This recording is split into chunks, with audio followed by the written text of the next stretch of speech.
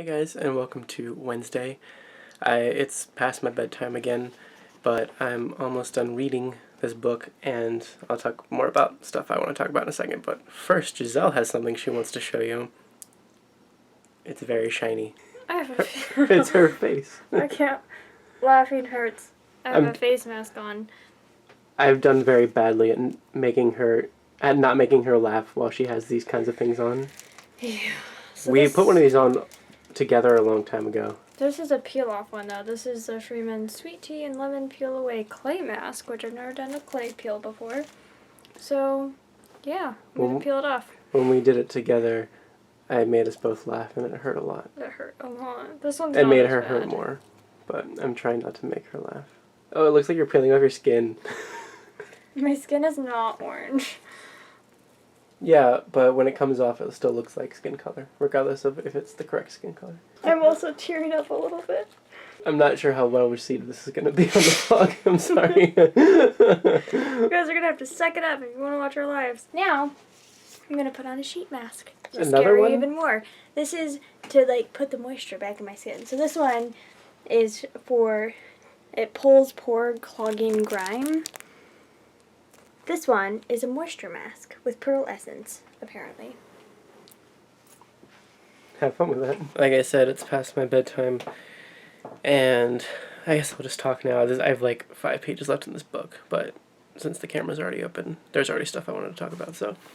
Well, first, let's start with, last night there was a vice presidential debate. I think it's the only one. I was going to say the first one, but I think it's the only one. And it was interesting. I watched it today. I didn't watch it last night because I was reading last night. I watched it today while I was at work, and I guess I liked it a little bit better than the presidential debate. The presidential debate, the first one, was just like a joke, honestly. It was a huge joke.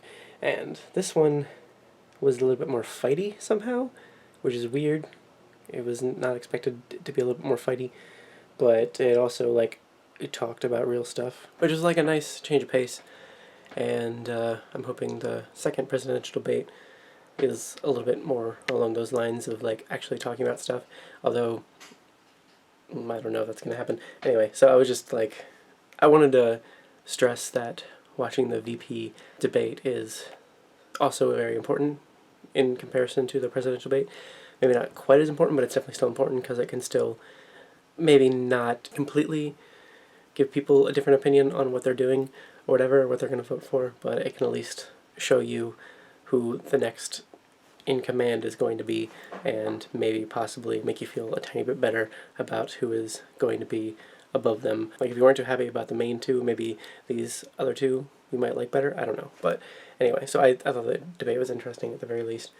And I think what was most interesting for me, and just what I wanted to mention, why I mentioned this and brought it up in the first place, was I saw a whole bunch of people on two different sides of things. So I'm friends with a bunch of people on Facebook who have a specific view on things, and then friends with a whole bunch of people on Twitter that have a different side of things, and then little mixes of, different opinions in there as well. So there's plenty of representation of the two sides in both my Twitter feed and my Facebook feed or whatever, but sometimes it felt like it was leaning more towards one way or the other, especially with people that are more outspoken about putting things out there. In general, I feel like people on Twitter are more outspoken about things out there, and they're more on a specific, at least the people that I follow on there, are more on a specific side and stuff, but it felt really interesting, and I was reading some different things online about the different viewpoints, people that have the different viewpoints, and so many people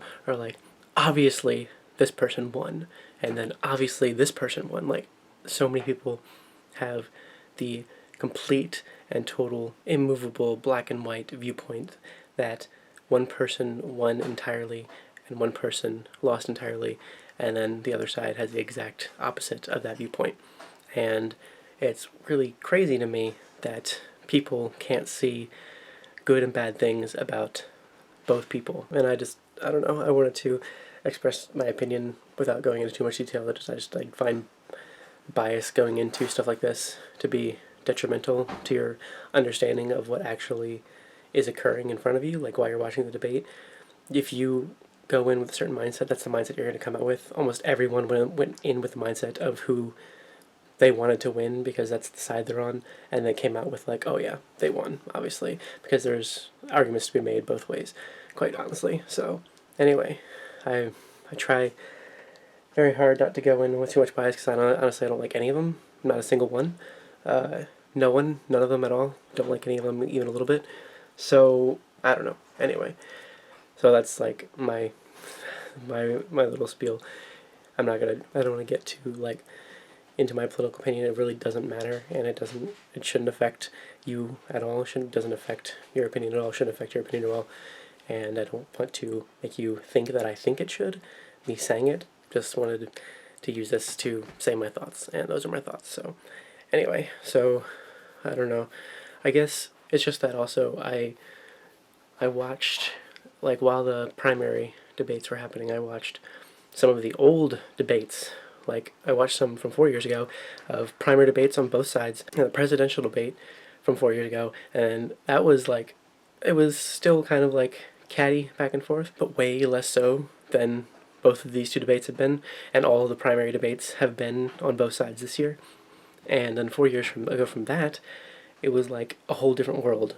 It was way more respectful, way more calm, way more just like focused, and felt more important, and didn't feel like a show, didn't feel like a production.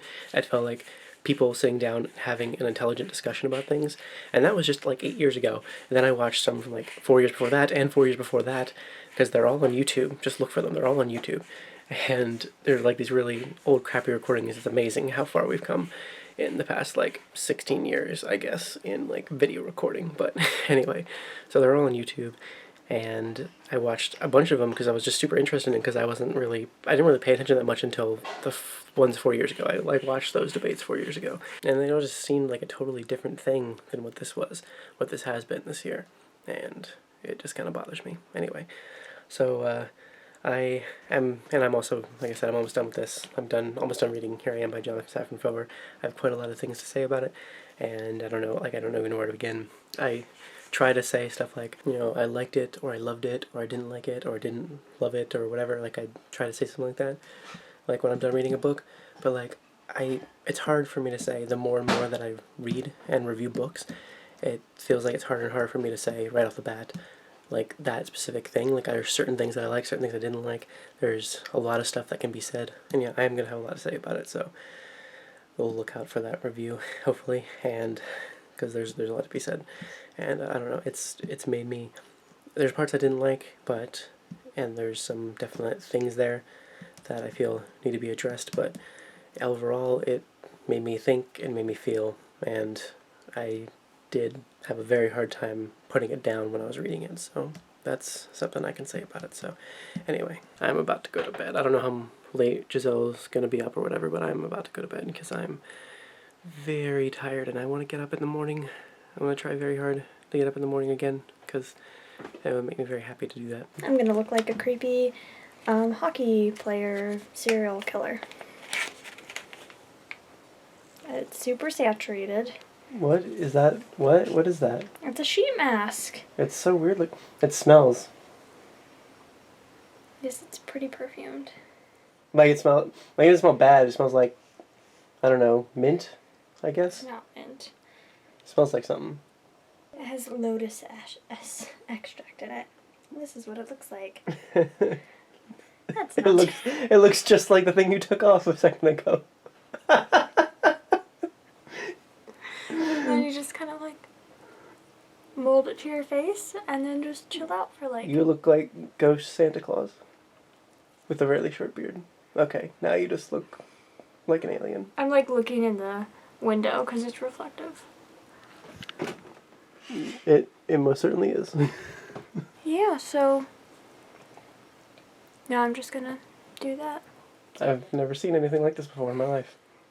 This is a new experience for me. It's to replenish all the moisture that I just poured out of my skin. And then I'm gonna rub the excess down my neck that got on my hands. Yeah. And then rub it into my hands. Gotcha. And I'll let this sit for like half an hour. Okay. Have fun with that. Anyway, we're about to go to sleep. Giselle just ate mac and cheese with that mask thing on. I don't know how she did it, but she did it. And we're both really tired now. and we're gonna go to sleep and both gonna try to wake up in the morning because there's stuff that we both want to do tomorrow. Me before I have to leave for work by like 8:30, and then her before she has to leave for work by like 11. So good night, everyone. Thank you so much for watching.